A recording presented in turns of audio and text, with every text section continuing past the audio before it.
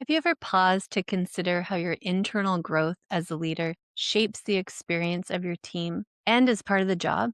What would it mean to embrace every chapter and transition in your career with a deep authenticity? Can you remember a time when embracing transparency changed the course of your team's trust? In this episode, I sit down with Stevie Rabinowitz, principal of Lotus Leadership, a coaching consulting company based in the San Francisco Bay Area, to unpack the transformational power of inner work for leaders. With more than 20 years of experience supporting teams and organizations, both internally and now as an external consultant, Stevie brings nuanced insight into how real, heartfelt leadership is built on self examination, courageous reflection, and courageous conversations. We dive into the challenges and growth spurts that emerging leaders face, the richness and hurdles of late career transition, and why openness to change, to feedback, and to vulnerability lies at the heart of sustainable leadership.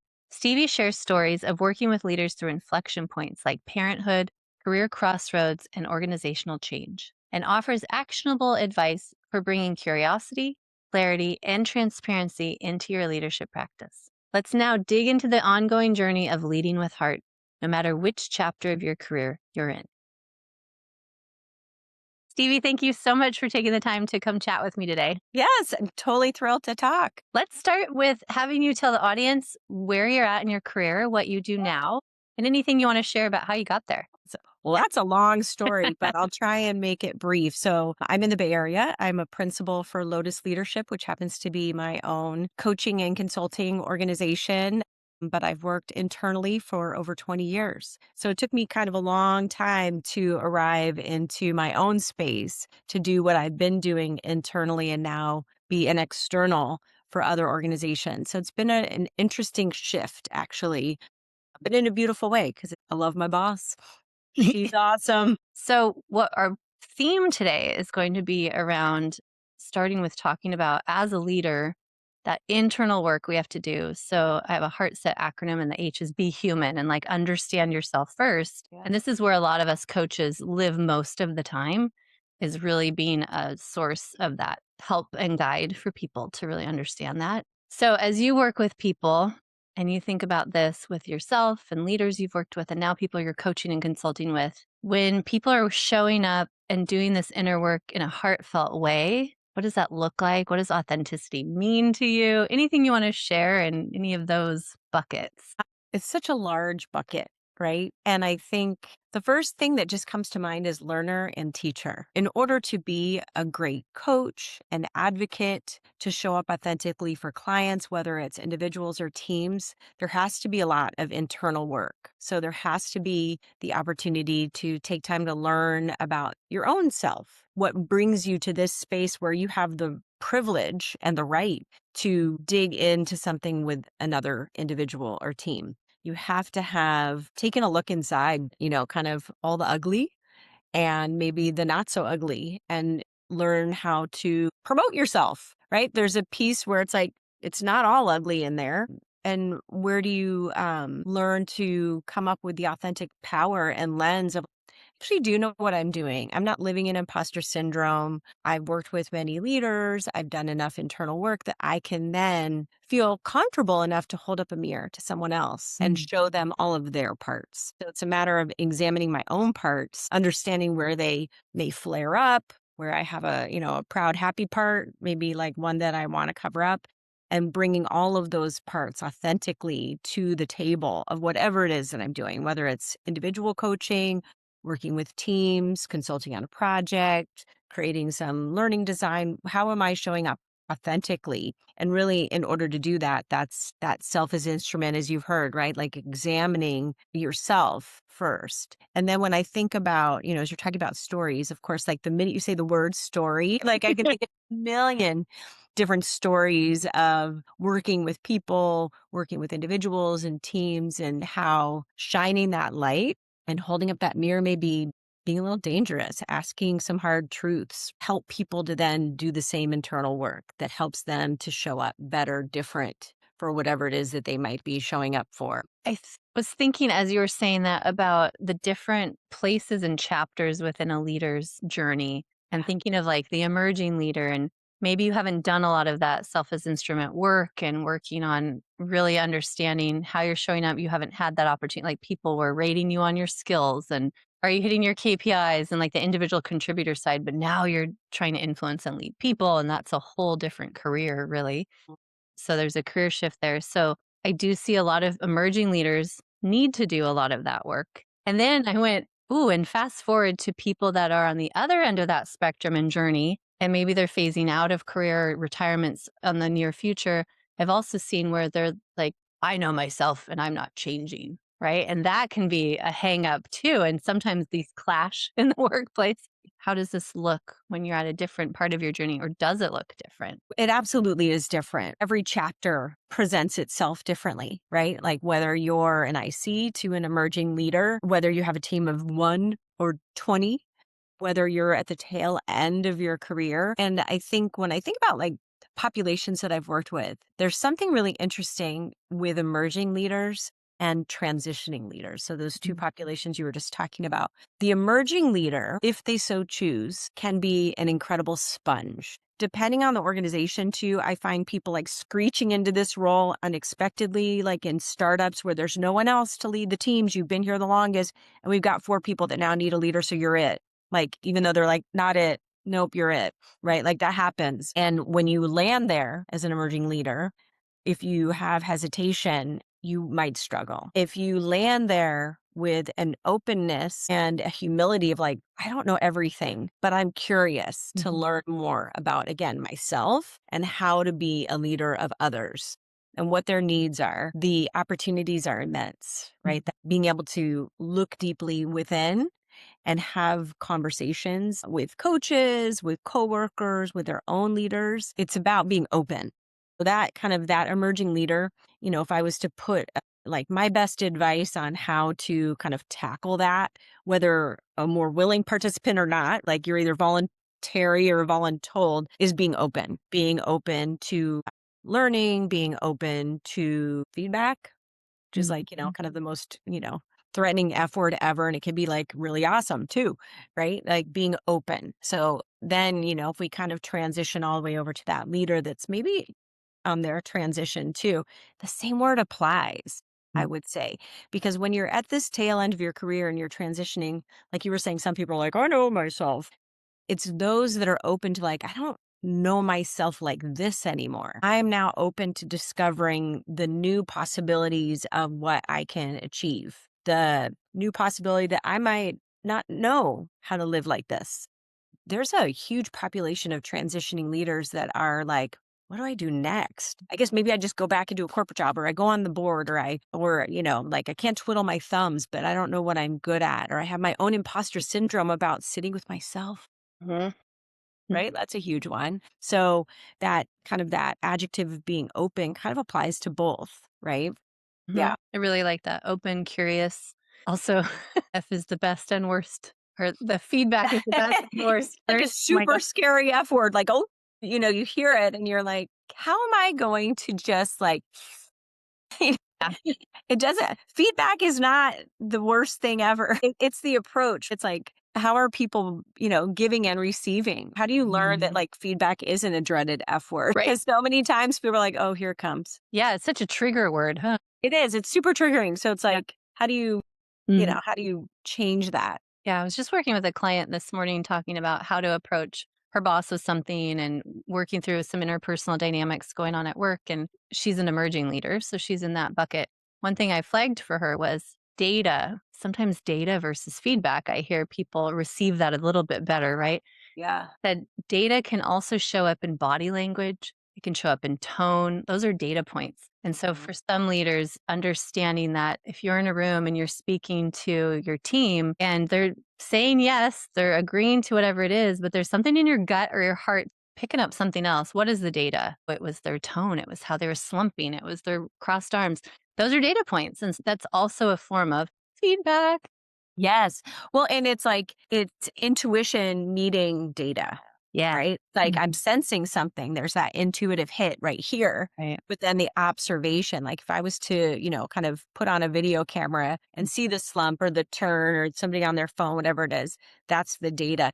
And like when you think about feedback, I I always think about it's a pretty classic model, but it hits that SBI model, right? Like situation, behavior, impact. And SBIA. A lot of Mhm. people forget the A, which is action. And so it's like, what is that situation? And really just being very objective. What's the behaviors you're noticing? People slumping, people not paying attention. What's the impact? Well, like it's pretty toxic, right? It Mhm. spreads when one person's kind of like shifting gears, the rest can go with them. And then what's the action? What's the action on me as an emerging leader? How do I this wasn't the forum. How do I change this up? Like what can I do to make this different? Because Mhm. with any coaching client, like in any space, right? Like we can only change ourselves. So Mhm. it's like, how are we taking that data, internalizing it, and making our own shifts? And then we can observe Mhm. externally. This shift that I made created this ripple effect. Right. Yeah, Yeah. which is like maybe what I want versus what I Mhm. received before. Yeah, Yeah. for sure. And the chapters, as you were explaining, again, I love how you brought it up. You said, maybe I don't understand myself in this chapter or in this way. And I see that, I'm sure you do too, all across career journeys. And I know you and I are both moms, for instance. Like Yeah. when you become a mother and you're working, woof, you change. Yeah. And sometimes it's really hard you can't anticipate exactly how you're going to change typically, right? And so there are changes. Sometimes it helps push you further in your career because now you've got little mouths to feed and things like that. Sometimes it pushes people away from their career because they want to be doing something else with their time. So, yeah, each chapter of your journey is another time to do that self reflection. And like prioritization. I love that you're bringing up the working mom piece. That's a huge inflection point for Mhm. so many people. I don't know one person that dives right back into work and goes, okay, back to normal. Right. It's not going to be, you might dive back in, it will not be the same. Yep, it's not the same. Mhm. And so, how are you showing up differently? How are your priorities different? How are you articulating that? Talk Mhm. about authenticity. I coached this one woman through two children, actually. And I remember her first, and there were so many butterflies and nerves coming back, not sure how to show up, how to handle the load, just the whole thing. It's a big deal. And by round two, there was a different level of confidence because we had talked about reentry in that you don't just start back up again as if nothing ever happened because something major happened, Right. right? And a major in a beautiful way. And so, how do you articulate that you're, very clearly and authentically, my priorities have shifted and I'm going to have a hard stop on Wednesdays at 4, and that will be in my calendar. How are you being clear? It's like it's less about authenticity sometimes and it's about clarity so that you're protecting yourself and creating boundaries and structure that support you being your best self at work and at home. That transparency part, I know we can segue into that too. And as we're Yeah. talking about working moms, I do want to acknowledge like when men have children, it also changes. We For sure. do not talk about this enough, I believe. Yeah. But yeah. And hear me, I'm like, it's an afterthought. Working parents. Now, for the mom, there's also things going on physically with you. Yeah. You change. And that's another thing that different chapters of our journey, men and women, our body changes through the years. Our mind changes. Sometimes our education changes. So, yeah, skills change. So, all those times, like, there's another level of, oof, okay, yep, let's reprioritize. Let's look at self first before we look out. Like, something I always say is like when things that make you go, like those pause points, things that make you go, and maybe you don't know what it is and you have to like really dig and examine or have a conversation with a coach to figure out, but something is different. Whether it's like obvious, like having a child, whether you're a man or a woman, or it's something like in your job is just slugging along and you're like, Yeah. I don't like it's not the Mhm. same as it was. I'm not as empowered or as impassioned or something's really difficult. The things that make you pause are those inflection points to go, let me take a beat here. What is it that's creating that? And at the same time, and we don't do it enough, this too shall pass. like the good with the bad. So when you're at your all-time high at work and everything's amazing, and as I say that, I'm sure there are listeners going, that never happens. It does. We have these like killer weeks where we made 1 million sales, or depending on your role, or you just got promoted, or all these wonderful things. And we don't spend enough time marinating in that joy, really thinking about what is it that has brought me this much joy, and how do I hold on to it and learn to replicate it and up level it? Like that's that piece, whatever that is. And how do I want to make sure that is part of my next chapter? I'm so glad you're bringing that up because I often have people, if a client has a good week and we have a coaching call, they'll come on the session and they'll go, I'm not sure what to talk about. It's such a great week. Right. And I'm like, let's talk about that. That's a huge thing to talk about. Let's make Yes, sure we don't like glance right exactly. over it. Coaching is Exactly. not just for problems. Yes, exactly my point. Yep. And like you said, how do you replicate it? What led into that good week? What kind of growth is occurring? And let's celebrate that. And yeah. And sometimes when there's tension and pressure, that's a good thing because instead of it boiling over, you're addressing it, you're letting it kind of seep out in a way that's healthy. And Yeah. so talking through that too when there's that pressure, but it doesn't have to be a boiling point. It doesn't have to be a catastrophe to And do this work. as you're saying that too, when I think about like intensity or pressure, the word that comes up for me is like important, Mhm. right? Like if it's feeling intense, it's because I care. If I didn't give a, I'll Yeah. censor myself, then it really would, then I just breeze through it. Mhm. But if I'm working on some project or something and it's like this high stakes deliverable and I really want it to go well, like there's something important Yeah. about it to me. That's something to not glance over either and go, oh, why is it so important? Why does it mean so much to me? Mm. Like I'm not trying to impress anyone. Or Right. am I? Who am Yeah. I? Then if I am, who am I trying to impress? Like there's so many like little layers you can like kind of pull apart. Oh, that's so good. So let's go back to that transparency part because this is Yeah. something again in my heart set framework. T is for be transparent, and there's a spectrum. Right? Yeah. There's also Right. TMI as a leader, and there is withholding information, which we hear I think more often about is like my leader is not being transparent. I didn't know about this thing coming, and it would have really helped the team if I had known about that. Yeah. So, as far as the transparency side, when it builds trust for teams, where do you see like the moment of clarity for a leader to share information? That's a dicey one, right? Because there's leading up and there's leading down, right? And so I've heard this time and time again where a leader's like, I'm not allowed to talk about XYZ, or I'm not quite sure if Mhm. I'm able to share this thing or whatever. And so um, it is a leader's job to find out how far they can take that information, right? I know so many leaders that get like, this is top secret, or this is whatever it is, not top secret, but Mhm. like Yeah. something where you got to be really careful. It's real critical Confidential. information. Yeah. Yeah, it's confidential. Like how much of it is like, what am I allowed to share? And this is, or this is what I would like to share, and this is why, or this is what I feel is going to be important to the end. So having leaders really advocate for their ability to be transparent is, I think, the Mm. shift from like, I can't say anything, it's confidential, Right. and then they're in a pickle. It's like, what aspects are truly confidential and what aspects am I able to share maybe in a nuanced way that will help my team understand the importance or the aspects of a project that they need to know? And I think what happens is sometimes leaders are afraid to ask the questions. It's like being curious. Now, why is that confidential? Mhm. That aspect of it. I get the project is Project Sunglasses, and it's very, it was a project that we had at this one company, Project Sunglasses, and it was very, very confidential. But all these aspects of it were minor Mhm. pieces. Okay, if those minor pieces are unveiled, we actually could do a better job in X, Y, and Z. So it's like being curious about what can I be transparent about? And that transparency, to your point, builds trust. So the more that you're able to share, even if it's to say, there's so much of this that I cannot share with you at this juncture, and it's paining me. I'm going to Mhm. share you these things because these are the ones that I know I'm able to and I think will be important. Mhm. Yeah, Yeah. I think that disclaimer goes a long way for people and that Huge. self-awareness to your team, right? Yeah, hear that a Yeah, lot. Yeah. like it's hard for me. I'm not able to share this with you. I wish I could. And then, because you can't be like, I can't share it with you. Good luck, go. But if you're, it's really hard for me. But Mhm. trust me, I know that this is going to be actually, you don't want to say trust me, 'cause, like, trust in this process. Mhm. And as soon as I'm able to disclose more, I will. Mhm. Yeah, that Mhm. helps. Mhm.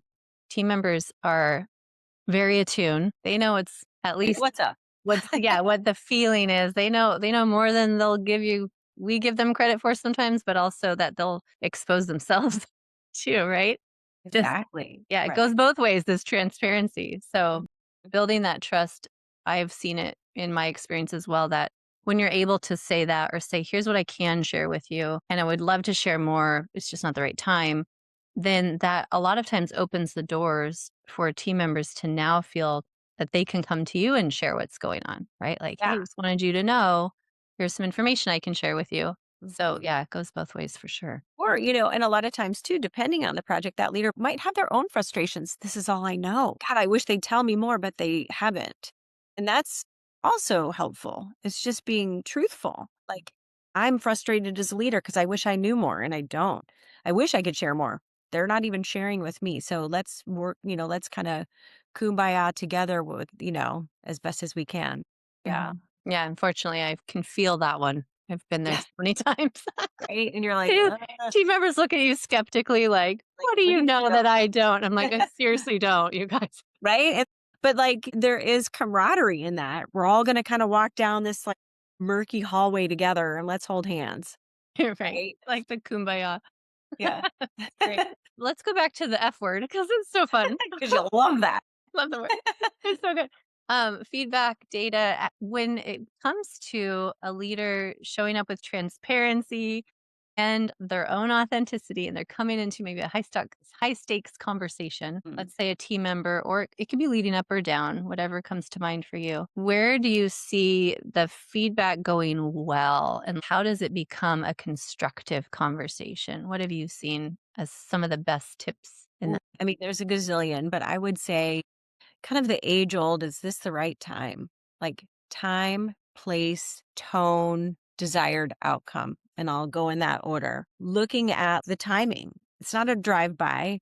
It's not at a critical time when somebody's in a rush. It's not in front of the entire team, depending on the sensitivity of the feedback. What's that right time to have that conversation? Is this person ready? What is the desired outcome of the feedback? What's your goal? Is it to change a behavior?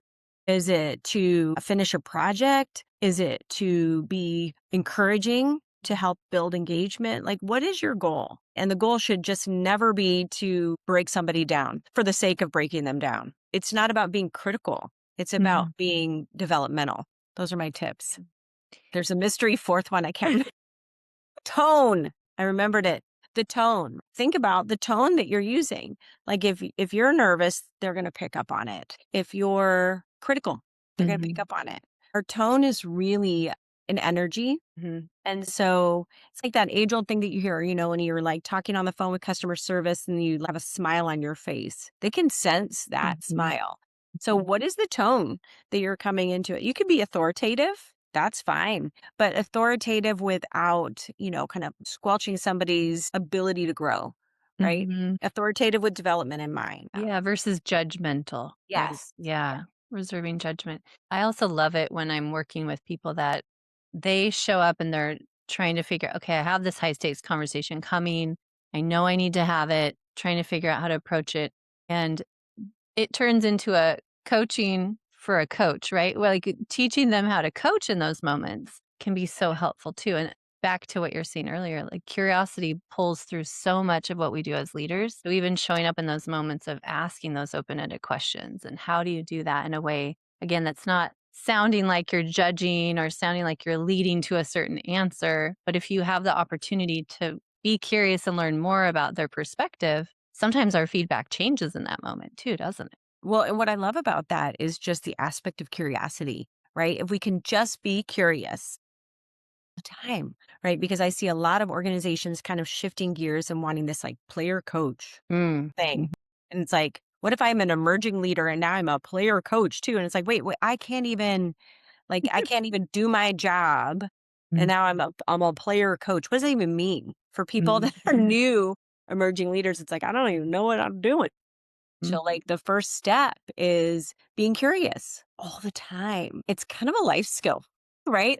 Like when you're a parent, how Yeah. can you be curious? Why Yeah. did you write on the wall? That's so interesting. I mean, you may not love it, but maybe they had this and you can get it off the wall. But maybe then you can learn, like, oh, I thought it was an easel and I wanted to do artwork. Mm. Ooh, that's fun. Let's get you an easel. You Yeah. want to be an artist. That's exciting. But let's do it at the right piece of paper so that we can then frame it and put it on the wall. Yeah. And so it's just being curious all the time. Hmm. I see this as such a relationship building skill too. Just like a parent, the more you learn about your child, the more you can embrace their gifts. And the same with our team members. Like the more you learn about them and ask those questions, gosh, when I used to do stay interviews all the time as a leader, and I would make the time. And because I asked some very curious questions, I would help team members shift to another division, even of like, oh, you want to work on that team? You'd be amazing on that team. Let's go talk to them about this. Right. And they would have Right. never had that opportunity if I wasn't curious and didn't ask those questions. So Well, highly and recommend. to make that time, right? I mean, I think that's the thing. We're all so Mhm. busy and we're going 5 million Yeah. miles a minute to take a minute and say, nope, this isn't our typical one on one, or this isn't a project meeting. This is a stay meeting. And like for the purpose of Mhm. engagement and understanding what you love and where you want to go and how you want to grow. Wouldn't you Mhm. love that? Right? Like, yes, please. Yeah, right? Like, I won't make this a 30-minute one on one. I want to make it 45. Yes, these are the conversations that people aren't looking at the clock.